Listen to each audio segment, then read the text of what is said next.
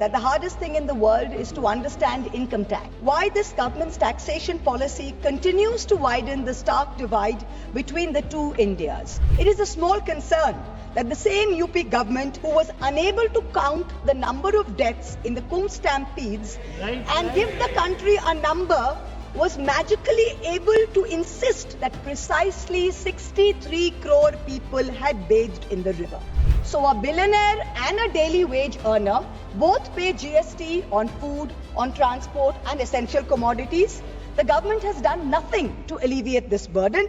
So, Madam Finance Minister, wherever you are, I hope you're listening to me. Taxpayers don't mind paying extra cess for health and education, but at least spend it. Give the country what it deserves. The Honorable Prime Minister is talking to podcasts all over the world, talking about freedom to criticize and democracy and democratic processes. We welcome it. But for a democracy to function, it is vital that its electoral processes be above board and above question. Honorable Chairperson, sir, Honorable Chairperson, Madam, I've been allotted 18 minutes by my party, so I hope I'll be able to get the entire 18 minutes. I'm starting my stopwatch now. I rise today on behalf of the All India Trinamool Congress to dissect and oppose the Finance Bill 2526. Albert Einstein famously said that the hardest thing in the world is to understand income tax. Similarly, we find it very hard to understand why this government's taxation policy continues to widen the stark divide between the two Indias. A Kuber's India for the elite and the privileged, and another, Vishwakarma's India, for the masses who are bearing the brunt of this government's economic mismanagement. We have just finished the spectacle of the Mahakumbh, with faith drawing millions to the holy Sangam at Prayag. The government is patting itself on its back for organizing the grandest spectacle that humankind has ever seen. It is a small concern that the same UP government who was unable to count the number of deaths in the Kumbh stampedes and give the country a number was magically able to insist that precisely 63 crore people had bathed in the river. Now, 63 crores is the entire adult population of India, which statistically implies that every single one of us sitting here has bathed in the Kumbh. I certainly haven't bathed in the Kumbh. Most of us sitting around me have not bathed in the Kumbh. So, but this mirage continues. This great mirage is continuing. Similarly, much like the great taxation mirage that this government has created. In December 24, in response to a parliamentary question, the Finance Ministry provided certain crucial statistics on taxpayers in this country. What did we learn? We learned that there are 8 crore people in this country who filed taxes. But out of that, only 56 lakh people earn more than 15 lakhs per annum. These 56 lakh individuals, these are the engine of India's entrepreneurial and services economy. They are the only ones effectively paying direct income tax. Now with the new exemption structure, those earning up to 12.5 lakhs annually will pay zero tax. Let's be clear, income tax is leviable only on 56 lakh people out of 140 crore population. Yet, we have a massive income tax department with supernormal snooping, police-like powers and unchecked discretion operating under the pretense of enforcement. What is the purpose of this? The 56 lakh people at least have a graded tax system, but for the rest of India, Vishwakarma's India, there is no relief. For the 139 crore people in Vishwakarma's India, GST is the great equalizer, but in the most regressive way possible. In financial year 23-24, the Government of India collected 20 lakh crores in GST, which comes to about 15,000 rupees per person. So a billionaire and a daily wage earner both pay GST on food, on transport and essential commodities. The government has done nothing to alleviate this burden. There is no discussion on reducing indirect taxes on essential commodities, no roadmap to ensure fairer wealth distribution. All social sector spending has actually seen contractions. Let me give you a few examples. The finance bill mentions an health and education cess of 4% on income tax. No problem. Everyone's happy to pay this if it goes in the right way. You're taking our money, fine. The Kothari Commission in 1966 had said that 6% of India's GDP must be spent on education. Successive national education policies, including NEP 2020, insisted 6% of GDP must be spent on education. What are we spending today? Around 4.5%. What is China spending? 6.2%. This government's own national health policy of 2017 said that public health must account for 2.5% of GDP. What is this government spending today in the last budget? 1.94%. We must be the only country with a declining spending in health. The last few years, we have come down from 2% to 1.94%. So, Madam Finance Minister, wherever you are, I hope you're listening to me. Taxpayers don't mind paying extra cess for health and education, but at least spend it. Give the country what it deserves. Food subsidies have been slashed even as inflation has bitten into rural households. Between January and December of 2024, rural inflation was 5.4%, a full 100 basis points higher than urban inflation, mainly driven by higher food prices. Manrega is still underfunded. Last year's allocation was 86,000 crores. This year's allocation is also 86,000 crores, even though there's higher demand. If you pay West Bengal its 7,000 crores, which it is due, then you are even decrease the outlay even more. This time you guillotined the food and public distribution demand for grants. There was no discussion. Yet there are certain points that everyone needs to know. This country has a National Food Security Act in 2013, which mandates that 75% of urban households and 50% of urban households must have coverage. 75% of rural and urban must have coverage. Today, 81 crore people are getting 5 kg of free rations per month by this government. This is dependent on the 2011 census.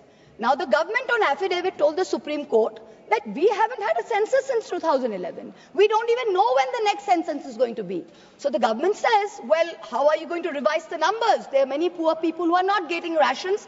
The new number is an extra 13 crore must be given rations. Government says, we don't know. We don't have a census. So Supreme Court says, what do you have? We have an unorganized migrant portal, the eShram portal. According to the eShram portal, 8 crore new people must be given rations. The government is steadfastly refusing to give this 8 crore people rations. Please note, these people are paying GST. They are paying GST. You're raising 20 lakh crores based on these people, yet you're not giving them 8 crores people rations per month according to the Food Security Act. Now, this kind of iniquity, I'm not comfortable with it. We certainly don't want this on our conscience. Certainly not. Now what we're talking about is that when you go to, you keep saying democracy, democracy, democracy. The Honorable Prime Minister is talking to podcasts all over the world talking about freedom to criticize and democracy and democratic processes. We welcome it. But for a democracy to function, it is vital that its electoral processes be above board and above question. The legislative department in the law ministry is the nodal department which controls all spending for elections, for polls, for appointment for the poll members. The Honorable Finance Minister this year allocated 300 crores for voter ID cards, allocated 600 crores for election expenses, allocated 19 crores for EVM machines. But here we have an election commission that is refusing to give 100% VVPAT paper trails. It is refusing to make 17C forms public. It is refusing to give us new additions and deletions to the voter list. It is refusing to explain how duplicate EPIC cards are being issued in Murshidabad and in Gujarat. So spend taxpayers' money, but use it in the right way. We need some answers. Now let us examine the myth and the reality of this government's growth story. The Honorable Finance Minister claimed that India will grow at 6.5% next year. This forecast, by the way, is down from 9.2% predicted in 23-24. Just before he became RBI Governor, former Revenue Secretary Sanjay Malhotra in December warned government tax officials that they should not kill the proverbial golden goose with their demands. Net foreign inflows fell to 1.2 billion between April and December, down from 7.8 billion. Private investment is weak. Manufacturing is stagnating at 17% of GDP. Rural unemployment is 9%. Fiscal deficit has come down to 4.4%. Agreed. But that's not happened because of revenue growth. That's happened because you've cut essential spending to the poor. This is economic mismanagement, not fiscal prudence. The government's obsession with corporate incentives has only favored big businessmen, where small businesses and laborers have got hurt. You slashed corporate income tax in 2019 from 30% to 22%. Has private investment picked up? No. So who have these tax cuts benefited? Let me look at just one example. Let's not forget that all tax rules are written for Vishwakarma's India, not for Kuber's India, not for favorite businessmen.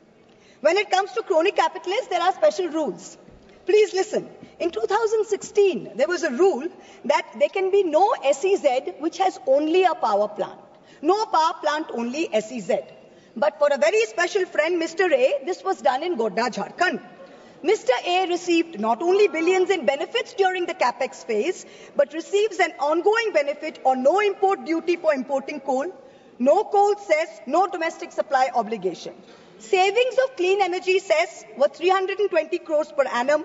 Custom tax and GST benefits were another 2,000 crores. Now that things with Bangladesh have soured, the government has said you can sell power domestically. But have you recovered the back interest and the taxes which were meant for the SEZs? Plant was built by a Chinese contractor with Chinese equipment. Customs duty free, GST free, tax free. Not using Jharkhand coal, not giving Jharkhand power, not paying clean energy cess, and currently employing less than 1,000 people. For some people, rules, laws, acts mean nothing. गरीब लहरों पे पैरे बिठाए जाते हो, समंदरों की तलाशी कोई नहीं लेता.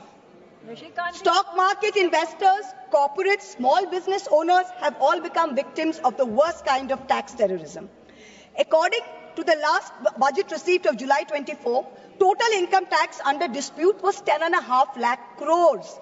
This figure has doubled from 5 lakh crores in 2015 to 10.5 lakh crores now in 23. So much for the promise of eliminating tax terrorism. When you're looking at the CBDT's Action Plan 24-25, it gives us data on pending appeals. It's telling us every year there are more pending appeals than appeals which are being disposed of. So what kind of dispute resolution are we managing? It is estimated that there are 6 lakh pending appeals today. The Indian IT tax department has followed an adversarial approach. It unnecessarily pursues all appeals at all levels, regardless of outcome. And all your department officials, there is absolutely no penalty on pursuing frivolous regulation. So kahin bhi kuch bhi case laga do. There's bad drafting of tax laws, different interpretations. High courts are providing divergent opinions. There's confusion. The judiciary simply cannot handle this mountain of pending appeals.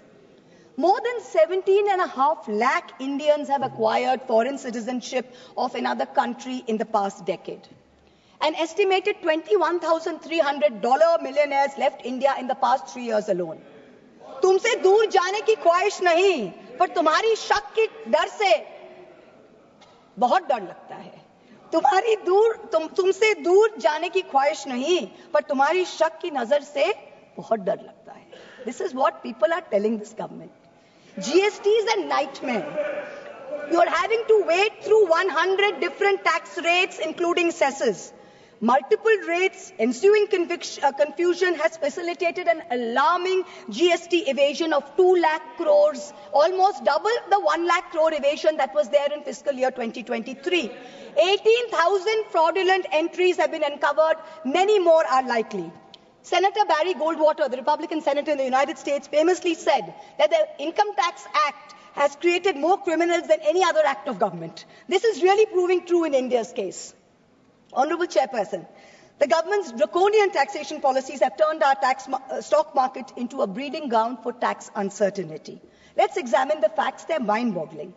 2004, capital gains tax eliminated, replaced by a 0.1% securities transaction tax. 2018, BJP government reintroducing 10% long-term capital gains tax. 2024, this long-term capital gains hiked to 12.5%. Short-term capital gains increased from 10% to 15% in 2018 to 20% in 2025. Securities transaction tax hiked by 60% in 2024. Corporate dividends, once taxed at flat 15%, are now taxed at slab rates with TDS. The government and the SEBI have together destroyed wealth creation in the stock market, both domestic and foreign. When you have Europe, when you have the US, you have Singapore, who are aggressively attracting investors, we are driving them away with policy arrogance and excessive taxation. Also, the new Income Tax Amendment Act contains something rather alarming in the fine print. Is the government trying to bring back electoral bonds in other shape or form? The bonds were declared unconstitutional in February 24 by the Supreme Court. And yet, in the new Income Tax Bill 25, Schedule 8, provisions relating to the electoral bonds are mentioned. Is this legislative oversight? In which case, very shoddy work on your part. And if it's not oversight, then it shows that you're keeping the road open so some kind of back entry to your favorite Hafta collection system. This is very clear. Electoral bond data shows that companies with negative profits donated 434 crores to the BJP. 41 companies under investigation donated 2,500 crores to the BJP. 30 companies facing investigation donated 335 crores. Madam Finance Minister, the CBDT in your hand is an engine to spur India's growth through transparent and progressive taxation. Please do not turn it into another rogue agency like the ED and the CBI, who have essentially become professional collection agents for this government. 193 cases pursued by the ED, 2 convictions. 2 convictions. 97% of ED cases are against opposition politicians. 23 of 25 switched to BJP, cases were dropped. We are now truly in an Orwellian state. The finance bill doesn't merely focus on taxation. It gives the government sweeping powers of surveillance under the guise of preventing tax evasion.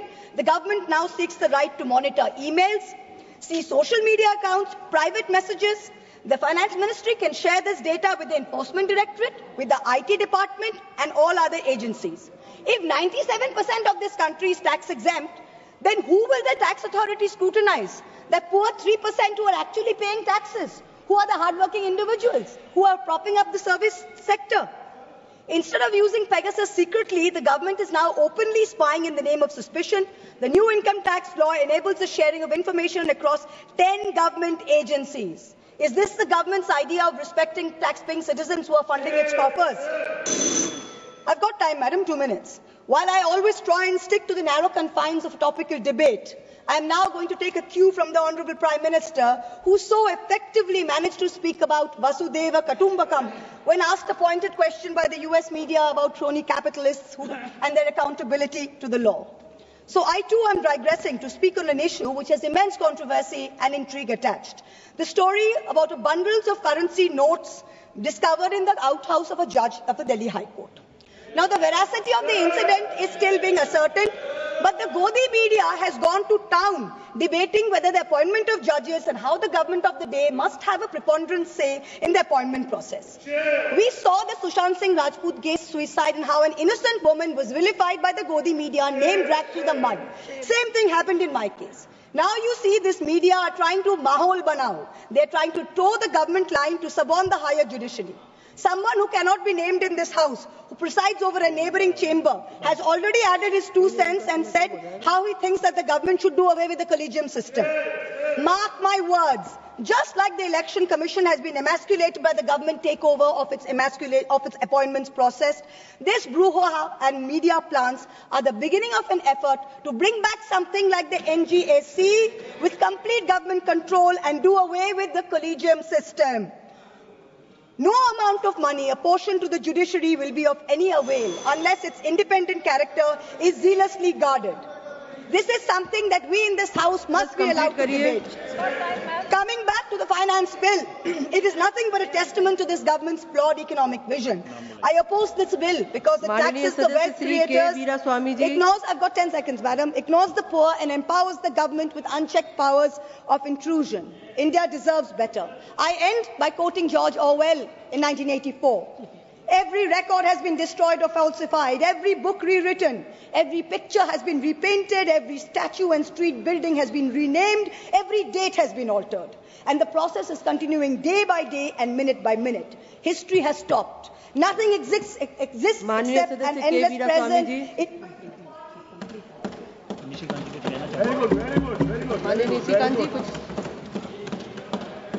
Rule है. Thank you very much, madam. Point of order है. Speaker का direction 115 है. वो ये कहता है कि कोई भी माननीय सदस्य यदि कोई आरोप लगाते हैं, एक बड़ा आरोप उन्होंने ईडी और सीबीआई पर लगाया कि वो सरकार की तरफ से जो है पैसा कलेक्ट करते हैं। मेरा आग्रह होगा कि उनको ऑथेंटिकेट करने के लिए कहिए कि ईडी और सीबीआई ने कौन सा टैक्स कलेक्ट गवर्नमेंट के लिए किया, किन लोगों को परेशान किया। यदि नहीं करते हैं तो एक्सपंज करिए, और नहीं तो प्रिविलेज चलाइए। ಮತ್ತಷ್ಟು ವಿಶೇಷ ವಿಡಿಯೋಗಳನ್ನು ನೋಡಲು ಮತ್ತು ಹೊಸ ವಿಡಿಯೋಗಳ ಬಗ್ಗೆ ತಿಳಿಯಲು ಈ ದಿನ .com ಯೂಟ್ಯೂಬ್ ಚಾನೆಲ್ ಸಬ್ಸ್ಕ್ರೈಬ್ ಮಾಡಿ ಮತ್ತು ಬೆಲ್ ಐಕಾನ್ ಕ್ಲಿಕ್ ಮಾಡಿ.